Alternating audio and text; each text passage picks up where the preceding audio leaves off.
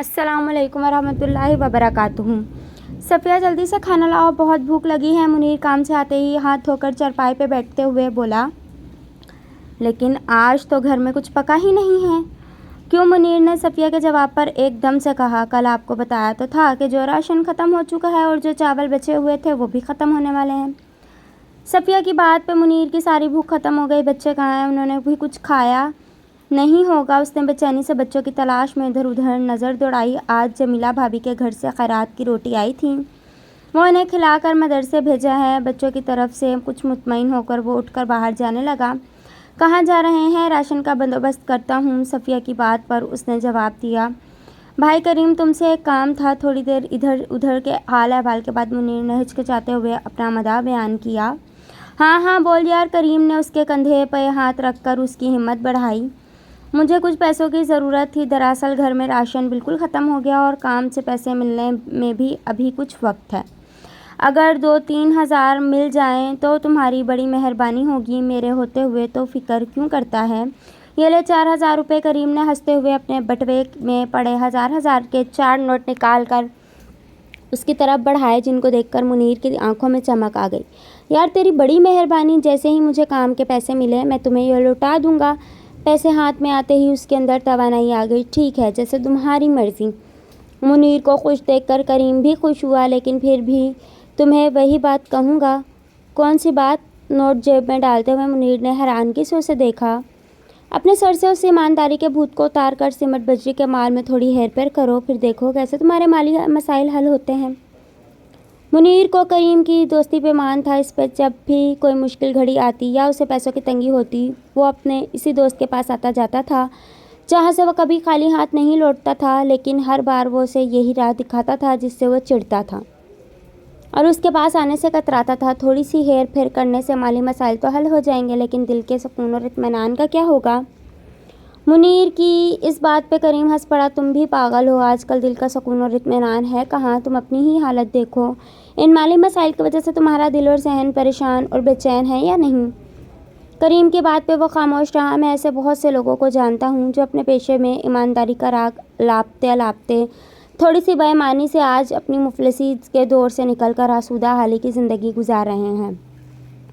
करीम की बात पर मुनीर के होंठों पर मुस्कुराहट आ गई। उसे अल्लाह की ज़ात और उसकी रज़ा की खातिर अपना ईमानदारी से मिलने वाले सिले पे मुकम्मल भरोसा था। अगर तुम कहो तो मैं तुम्हें ऐसे ठेकेदारों से मिलवाऊँ जो मिस्त्री के महीनों में हर माली मसाइल से निजात दिला देते हैं। तुम्हारा मतलब है कि मैं अपने और अपने बच्चों के लिए आराम के लिए दूसरों को जानी माली और जिस्मानी नुकसान दूँ?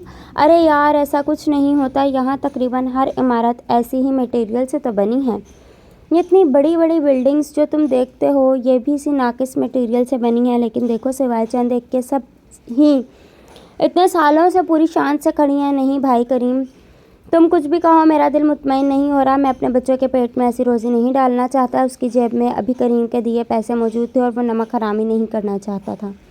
सो करीम को कोई तख्त जवाब देने से ख़ुद को रोका। अच्छा चल कोई बात नहीं, तुम्हारा दिल मुतमईन नहीं तो छोड़ो इस बात को।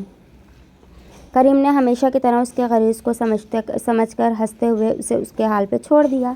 ऐसे छत को क्या देख रहे हैं? साथ वाली चारपाई पे 5 साल अहमद के साथ लेटे मुनीर को फ़िक्रमंदी से कमरे की छत को देखते पाकर सफ़िया ने उससे इस्तफसार किया, तो उसने छत से निगाहें हटाकर अपने साथ हर हाल में सब्र शुक्र से रहने वाली अपनी प्यारी बीवी को देखा।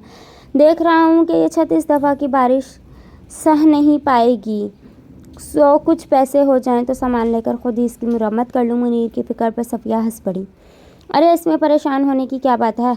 अल्लाह की मेहरबानी से ये छत पिछले 6 सालों से इसी हालत में हर मौसम को बर्दाश्त करते हुए हमारे लिए आसरा और साइबान बनी हुई है, तो अब भी अल्लाह अपना करम करेगा। हर हाल में अल्लाह पे भरोसा रखने वाली बीवी के हौसला देने से भी उसकी परेशानी कम नहीं हुई। मुनीर पेशे के एतबार से मिस्त्री था, जिसके सर पर दूसरों के घरों की बुनियादें और छतें मजबूत बनाने की धुन के साथ साथ खुले सहन के बीचों बीच अपने घर के इकलौते कमरे के रोज़ बरोज़ नीचे बैठती छत की भी परेशानी सवार थी। अपने पेशे में दयानतदारी के सबब उसको अपने काम से मिले पैसे घर के राशन पानी और पैसे ना होने की सूरत में लिया हुआ कर्जा तोड़ने में ही ख़त्म हो जाते और छत वैसे की वैसी ही रह जाती। नहीं सफ़िया, मुझे इस दफ़ा लग रहा है कि बारिशों में यह छत ज़रूर बैठ जाएगी। मैं रोज़ काम के लिए घर से जाता हूँ तो मुझे तुम्हारी और बच्चों की फ़िक्र लगी रहती है। मुनीर ने हर फिक्र منظر ساتھ سوئے احمد اور صفیہ کے ساتھ سوئی ہانیہ کو پیار بھری فکرمندی سے دیکھا تو صفیہ بھی معصوم سی بنجر نیند میں سوئے اپنے معصوم بچوں کو دیکھتے ہوئے بے ساختہ مسکرا پڑی۔ صحیح کہتے ہیں کہ درزی کے اپنے کپڑے سلے ہوئے نہیں ہوتے، موچی کے اپنے جوتے ٹوٹے ہوتے ہیں اور مستری کے اپنے مکانات کچے اور چھتیں ٹپکتی رہتی ہیں۔ سچی سے اب یہ ایمانداری سزا بنتی جا رہی ہے۔ منیر کا لہجہ تلخ ہو گیا۔ منیر کے لہجے کی تلخی اور آخری بات پہ کچھ غیر معمولی پن محسوس کر کے صفیہ چونک پڑی۔ نہیں منیر، ایسی بات نہیں ہے، یہ تو ہمارا امتحان ہے۔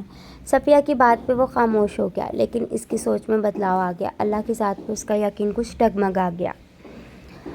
بھائی کریم، مجھے تم سے ایک بات کرنی تھی۔ جھجکتا ہوا منیر پھر سے کریم کے سامنے کھڑا تھا۔ بول یار، گھر کی چھت بہت کمزور ہو گئی ہے۔ وہ نہیں جانتا تھا کہ کمزور گھر کی چھت نہیں بلکہ اس کا ایمان ہو گیا تھا۔ گھر کی چھت کے لیے پیسے چاہیے، بول کتنے چاہیے؟ نہیں یار، پیسے نہیں چاہیے۔ وہ اپنا اصل مطالبہ بتاتے ہوئے ششپنج میں مبتلا تھا۔ وہ دراصل تم نے مجھ کو کسی ایسے ٹھیکیدار سے ملوانے کی بات کی تھی جو مستری کو مہینوں میں مالی مسائل سے نجات دلا دیتا ہے۔ نظر جھکائے منیر کے مطالبے نے کریم کو حیران کر دیا۔ تو پھر میں ایسے ٹھیکیدار سے ملنے کے لیے تیار ہوں۔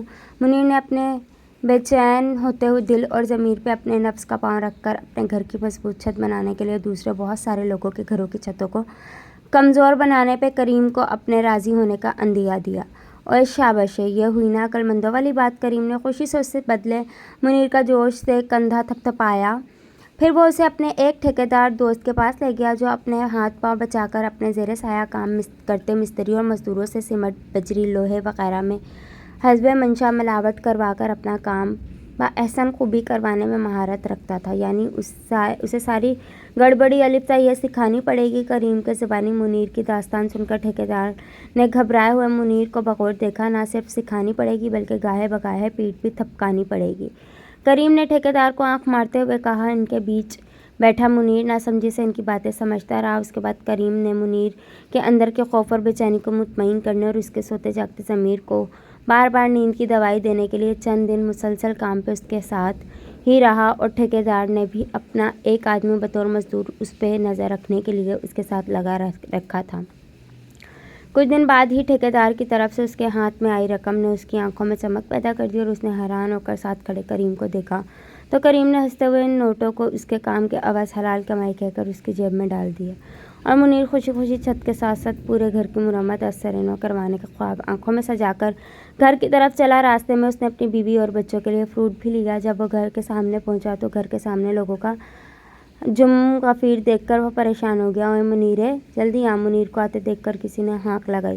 وہ دوڑتا ہوا احواز باختہ سا لوگوں کو ہٹاتا گھر کے اندر داخل ہوا۔ سامنے ہی گھر کے اکلوتے کمرے کو زمین بوس دیکھ کر اس کی سانس سینے میں اٹک گئی، لیکن ذرا فاصلے پہ ہی محلے کی عورتوں کے ساتھ سہمے گھبرائے صفیہ اور احمد ہانیہ کو کھڑے دیکھ کر اس نے اطمینان کا سانس لیا، پر اندر سے اسے انجانی سی ضربیں لگنے لگیں۔ منیر کو دیکھ کر وہ تینوں روتے ہوئے اس کی طرف بھاگے آئے۔ احمد اور ہانیہ منیر سے چمٹ گئے۔ منیر، اللہ نے بڑا کرم کیا ہے، جس وقت کمرے کی چھت گری اس وقت بچے تو صحن میں کھیل رہے تھے، لیکن میں اسی وقت باورچی خانے میں جانے کے لیے کمرے سے نکلی تھی۔ گھر کے واحد کمرے سے ہاتھ دھونے کے بعد کھلے صحن میں آ جانے کے باوجود زندگی کے ہر پہلو سے اللہ کی رحمت ڈھونڈ نکالنے والی صفیہ نے روتے ہوئے اپنے اتنے بڑے نقصان پہ بھی اللہ کا کرم ڈھونڈ نکالا، جبکہ منیر اپنے ذہن پہ لگتی انجانی ضربوں سے معاف ہوتے ذہن کے سبب خالی خالی نظروں سے اسے دیکھتا صرف یہ سوچ رہا تھا کہ جو چھت اتنی خستہ حالت کے باوجود اتنے سال نہیں گری، وہ یوں اچانک سے کیسے گر گئی۔ منیر کو نوٹوں سے بھری جیب بہت وسطی محسوس ہونے لگی۔ 2 دن وہ کام پہ نہیں جا سکا تھا۔ کریم، ٹھیکیدار اور مزدور اس کی دلجوئی اور تسلی کے لیے آئے تھے اور اپنے مکمل ساتھ کا یقین بھی دلا گئے تھے۔ 2 دن سے وہ بہت الجھا ہوا پھر رہا تھا۔ کوئی چیز اسے اندر سے چیر رہی تھی جس کا تدارک کرنے وہ آج مولوی صاحب کے پاس آیا تھا۔ آؤ منیر، میں ابھی تمہاری طرف ہی آنے والا تھا۔ سب نمازیوں کے جانے کے بعد مسجد کے خالی صحن میں بیٹھے مولوی صاحب نے منیر کا خوش دلی سے استقبال کیا۔ منیر ان کے سامنے سر جھکا کر احترام سے بیٹھ گیا۔ کیا بات ہے منیر، پریشان ہو؟ منیر کو کوئی بات کرنے کے لیے الفاظ سوچتے دیکھ کر مولوی صاحب نے اس کی مشکل آسان کی۔ جی بولو۔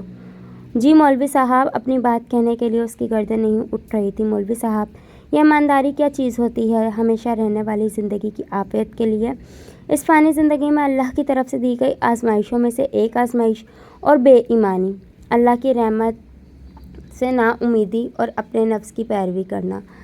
मौलवी साहब ने ठंडे लहजे में जवाब दिया। मुनीर के चेहरे पे भी अभी भी उलझन देखकर मौलवी साहब ने मज़ीद वजाहत की। देखो मुनीर, पहली बात तो बेईमान के दिल के किसी कोने में अपने पकड़े जाने का डर और अंदेशा हमेशा रहता है।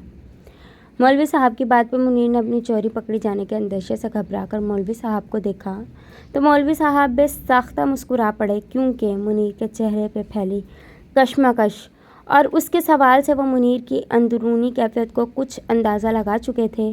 जबकि ईमानदार का दिल ऐसे डर और खदशे से पाक होता है, इसका दिल और ज़मीन मुतमईन रहता है। दूसरी बात, बेईमानी का रास्ता ऐसा रास्ता है जो हमें बज़ाहिर पुरकशिश और आसूदा हाली का लगता है, लेकिन दरअसल ये रास्ता कांटों से भरा होता है, जिसके सबब हमारे अंदर बहुत से इखलाकी और समाजी ख़राबियाँ पैदा हो जाती हैं। ईमानदार की ज़िंदगी तंग और मुश्किलात और मसाइल से भरी होती हैं, लेकिन कुछ लोग इस ईमानदारी से घबरा भी तो जाते हैं। मुनीर के जहन से गिरा अभी मुकम्मल नहीं खुली थी। हाँ, मौलवी साहब पुरसकून लहजे में बोले, ईमानदार लोगों पे अल्लाह की ख़ास मेहरबानी ये भी होती है कि जब वह कभी अपने हालात से आजिज़ आकर आसूदा हाल दिखाई देते बेईमानी की तरफ कदम बढ़ाते हैं तो अल्लाह उन्हें छोटे नुकसान के ज़रिए बेईमानी का सबब मिले बड़े नुकसान से बचाकर उन्हें अपने रास्ते पे दोबारा आने का मौका देता है। मौलवी साहब की बातों के दौरान उसका सर उठा, फिर से झुक गया। मुनीर, तुमने अच्छा किया कि खुद ही आ गए, वरना मैं भी तुम्हारी तरफ ही आने वाला था। मुनीर ने नम आंखों से देखा तो वो हल्की आवाज़ में हंस पड़े। मेरे एक जानने वाले हैं, अल्हम्दुलिल्लाह, अल्लाह ने उन्हें बहुत नवाज रखा है। वो अपने और अपनी औलाद के लिए 4 मंजिला एक घर बनवाना चाहते हैं, जिसके लिए उसे एक सच्चे और ईमानदार मिस्त्री की ज़रूरत है। उसने इस सिलसिले में मुझसे मदद चाही तो मेरे जहन में तुम्हारा ख्याल आ गया। वो तुम्हें तुम्हारी ईमानदारी का अच्छा मुआवजा देगा। अल्लाह तेरी हम पे कितनी ख़ास रहमत है। एहसास नदामत और एहसास तशक्कुर से मुनीर ज़ारो ज़ार रोने लगा। अल्लाह हाफिज़।